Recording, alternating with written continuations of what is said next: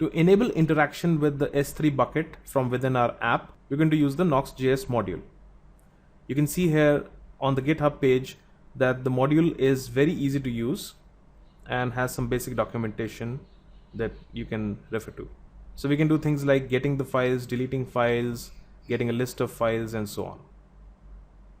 So let's go ahead and download this module and configure it for use. So go to the terminal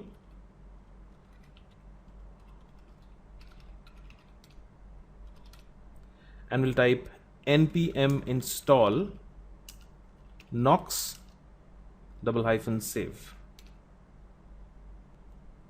Alright, so once this is installed, let's go back into our app.js and we'll create a variable called Knox and set this to require Knox. Now before you can use Knox, you need to configure a Knox client. Let's do that over here by creating a variable called Knox client, and this is the variable which we are going to use to interact with the S3 bucket that we created earlier. We'll set this to knox.createClient, and what the create client method needs are 3 values. The first value is a key followed by a secret and followed by the actual bucket that we want to interact with. So where exactly can we get these values from? So go back to the Amazon S3 console and assuming that you're logged into the Amazon Web Services Management console, click on your account name and click on security credentials. Click on continue to security credentials. And what we're going to do here is we're going to go into the access keys section and we'll click on create new access key. So if you haven't done already, you are supposed to click on the create new access key, and it says here your access key ID and secret access key has been created successfully, and you can click on show access key and you can get these 2 values. So I'm going to simply copy these values from here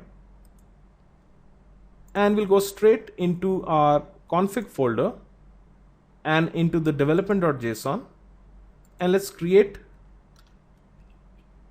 a key here called S3 access key, and we'll set this to the access key that we've just got from the Amazon Web Services console, followed by the S3 secret, and let's get this as well. So copy this entire string, make sure you copy it properly because you're not going to get it again, and let's put it here. One more thing that we're going to do is we're going to create the S3 bucket key, and we'll set this to photo grid. This is the name of the bucket that we created earlier. Just copy these 3 items from the development.json and into the production.json as well. So the access keys are required for any web application to access a particular AWS account, and that's what we are creating here. So once you have created this, you can also click on download key file, and this will give you a file which contains the access key ID and the secret in case you forget or misplace the ID later, because after clicking close there's no way that I can retrieve these things again. Alright, so click on close. I'll go back into the app.js and let's simply get the values by typing config.s3 access key and config.s3 secret and config.s3 bucket. So that's all you need to do to configure the Knox client for using in the app.